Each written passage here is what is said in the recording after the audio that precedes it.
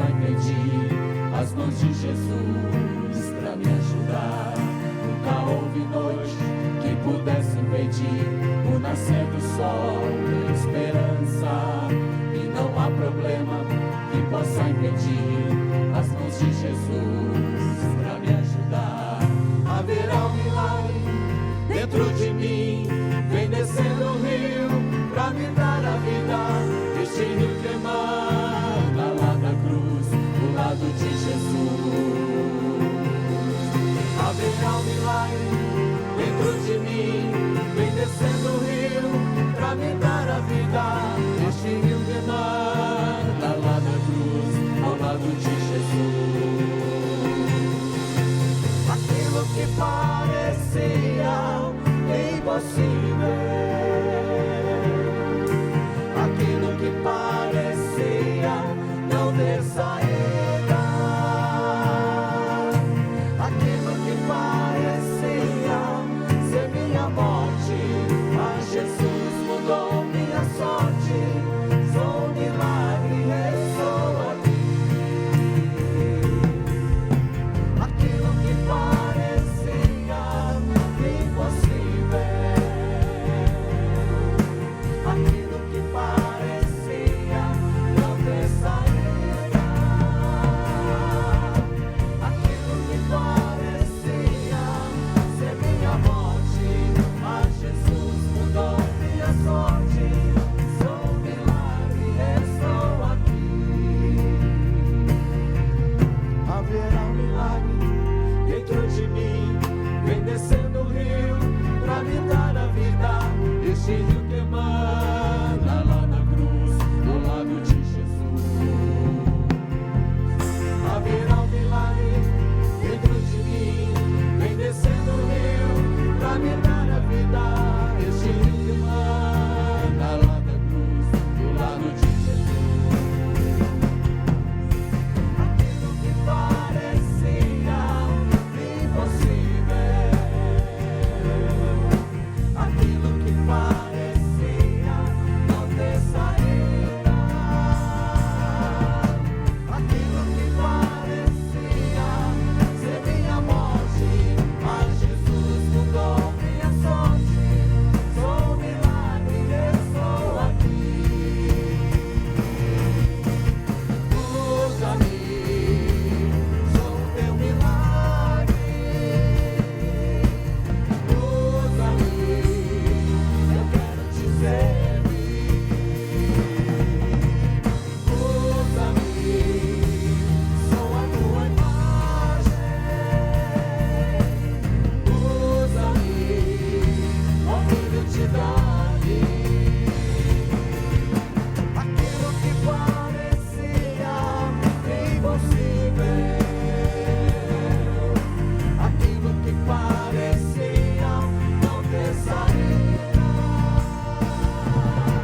aquilo que parecia ser minha morte, mas Jesus mudou minha sorte. Sou um milagre, estou aqui. Usa-me, sou o teu milagre. Usa-me, eu quero te servir. Usa-me, sou a tua imagem. Usa-me, ó filho de Davi.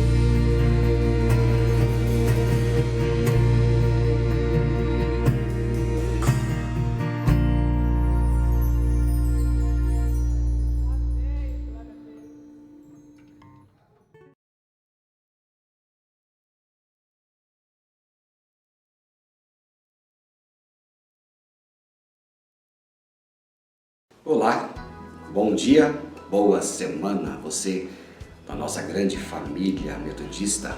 Que bom! 31 de outubro está chegando e o que nós comemoramos? Tantas coisas, né? Nós temos aí a grande batalha da festa do Halloween, em que as pessoas celebram a morte. Mas nós cristãos, discípulos e discípulas de Jesus, celebramos a ressurreição e a vida. Lá em 31 de outubro de 1517, na pequena cidade alemã de Wittenberg, um jovem padre começou a pregar nas portas de todas as igrejas 95 razões porque ele não concordava mais com o sistema religioso da sua época. Era interessante porque quanto mais os seus olhos eram abertos pelo estudo da Bíblia, especialmente da carta aos Romanos, mais Martinho Lutero via os erros da igreja dos seus dias. A verdade gloriosa da justificação pela fé estava sendo descortinada para ele. Estava tendo uma revelação das Escrituras, da Bíblia na sua vida, que o estava deixando entusiasmado, e ele chegou a uma experiência maravilhosa do novo nascimento. Você já pensou? Era falado para as pessoas da época que tão logo uma moeda caía no cofre da igreja, a alma dessas pessoas pulava para fora do purgatório. Já pensou? Isso é uma coisa interessante porque as pessoas não liam a Bíblia.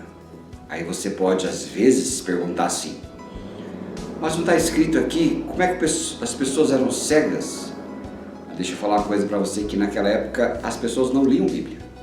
Tudo que eles conheciam, tudo que eles tinham de conhecimento era passado pelos padres, pelos monges, era de terceira mão. Não era uma experiência própria.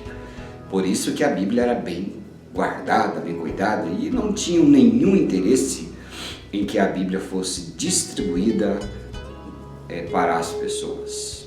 Mas ali isso marcou uma época muito preciosa chamada de Reforma Protestante. Nós somos chamados a cada dia a sermos reformados em nossa vida. É lógico que cada um de nós nascemos de novo uma vez só. Uma vez só, diz a Bíblia, foi feita a purificação dos nossos pecados de uma vez por todas por Jesus Cristo. A questão é que cada um de nós precisamos todos os dias sermos abençoados com a leitura da Bíblia para que a palavra de Deus seja renovada em nossas vidas. Porque sem Deus nós apodrecemos e todos os dias precisamos ser renovados, restaurados, reformados em nosso entendimento, em nosso espírito. Nunca podemos deixar a fé ficar ultrapassada em nossas vidas. Uma vez um pastor amigo disse uma coisa que eu nunca mais esqueci e jamais vou esquecer: crente velho vira demônio.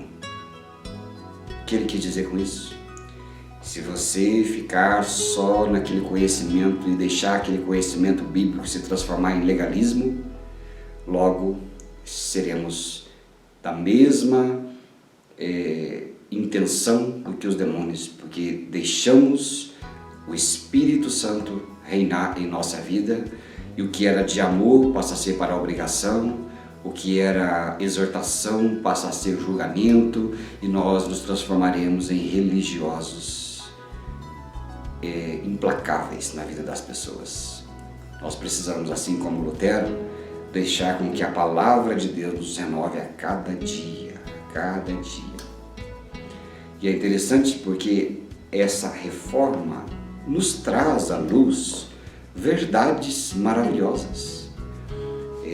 Uma das verdades dessas preciosíssimas que nós temos está em Romanos 5, verso 8 a 10, que diz assim: mas Deus nos mostrou o quanto nos ama. Cristo morreu por nós quando ainda vivíamos no pecado. E agora que fomos aceitos por Deus, por meio da morte de Cristo na cruz, é mais certo ainda que ficaremos livres por meio dele do castigo de Deus. Nós éramos inimigos de Deus, mas ele nos tornou seus amigos por meio da morte do seu Filho, e agora que somos amigos de Deus, é mais certo ainda que seremos salvos pela vida de Cristo. Somos servidos pela justificação pela fé. A fé somente em Jesus e que Ele é suficientemente poderoso para nos deixar conectados com Deus para todo sempre. Outra revelação da reforma maravilhosa em nossas vidas, lemos em 2 Coríntios, capítulo 5, verso 21, aquele que não conheceu o pecado, Ele o fez pecado por nós, para que nele fôssemos feitos justiça de Deus. Em Cristo fomos feitos justiça de Deus. A visão religiosa sobre a morte de Jesus é de que Ele morreu por nossos pecados, por ter compaixão de nós. Porém, a visão bíblica do Evangelho é que Ele tomou o nosso pecado sobre si, não por compaixão, mas por causa da sua identificação conosco. Ele se fez pecado em nosso lugar. Nossos pecados foram removidos por Jesus por causa da sua morte. E a única explicação para a sua morte é a obediência ao Deus de seu Pai, porque havia uma necessidade de pagar pela pena do pecado e Ele se fez em nosso lugar. É uma substituição.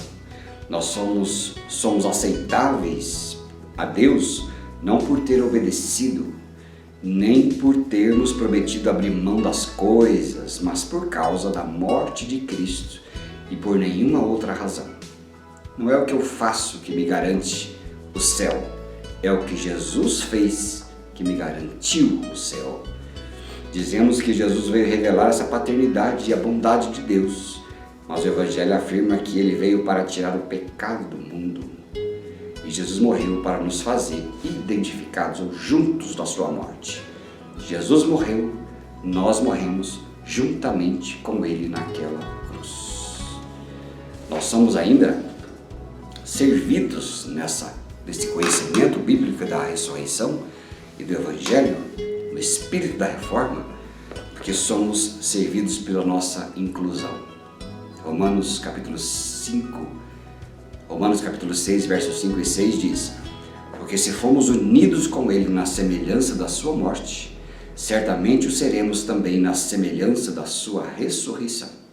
Sabendo isto, que foi crucificado com Ele o nosso velho homem, para que o corpo do pecado seja destruído e não sirvamos ao pecado como escravos. Olha que coisa interessante. Foi crucificado com Ele o nosso velho homem. Deixar alguém morrer em nosso lugar não resolve o problema da justiça de Deus. O pecador, eu e você, tínhamos que morrer. Ninguém paga a pena pela outra pessoa. A Bíblia afirma que nós fomos então incluídos na morte de Cristo. Fomos incluídos na sua morte, os benefícios dessa morte e ressurreição também são nossos. Oh, Evangelho precioso, né? Que Evangelho maravilhoso. No espírito da reforma ainda, nós somos servidos pela vivificação. Eu vou ler com você ali Efésios capítulo 2, versículo 4, que diz assim, até o 6. Mas Deus, sendo rico em misericórdia, por causa do grande amor com que nos amou, e estando nós mortos em nossos delitos, nos deu vida juntamente com Cristo. Pela graça sois salvos, juntamente com Ele, e nos ressuscitou e nos fez assentar nos lugares celestiais em Cristo Jesus.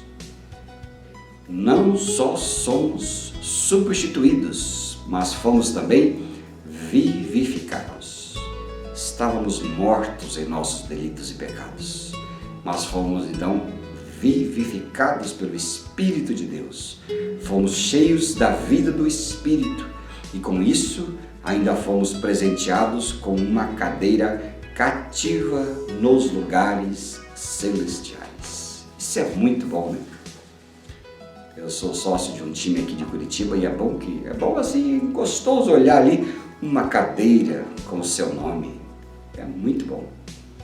Mas aquilo é passageiro e são coisas deste mundo perecíveis. Maior é a nossa alegria ao saber que nós estamos assentados com uma cadeira cativa nos lugares celestiais em Cristo Jesus, ao lado do Pai. Aí sim, essa cadeira é boa. E é muito bom saber que nós somos associados ali para sempre. E o último benefício da nossa reforma interior, promovida pelo Espírito Santo, está em João 17, verso 18 a 19. Assim como tu me enviaste ao mundo, disse Jesus, também eu os enviei ao mundo, e a favor deles eu me santifico a mim mesmo, para que eles também sejam santificados na verdade. John Wesley lutava contra o antinomianismo, que era uma doutrina que desprezava a mudança de vida progressiva na vida do crente, desprezando assim a sua busca pela santidade. Mas a santificação é um processo que começa quando recebemos Jesus como nosso Senhor e Salvador e só será completa na ressurreição definitiva que Deus vai promover. Santificação é o processo de purificação do pecado. E na caminhada com Jesus, a pessoa passa por santificação, promovida pelo Espírito Santo, e Ele nos transformará cada dia mais à imagem do seu Filho. Ele nos santifica. Ninguém se santifica. A santificação ela é promovida, financiada e sustentada pelo Espírito Santo. E o que eu e você podemos fazer é receber e viver por esta nova vida. Este é o espírito da reforma. Tantas coisas embutidas ali, mas o sacrifício de Jesus satisfaz todos os nossos desejos espirituais. Não temos uma vida reformada, nós temos uma vida nova. O que reforma às vezes são os propósitos de Deus, que o Espírito Santo nos faz assumir cada dia. Ele faz tudo de novo. Você pode viver neste mundo sem experimentar as delícias que Deus te concedeu em Cristo, sem se alegrar com a festa que foi feita para você com uma cadeira cativa no céu. Mas você pode então viver todos os dias renovados e abençoados por Ele. Que Deus te abençoe nesta semana e que esse espírito da reforma seja diariamente nas nossas vidas. Grande abraço, nos vemos.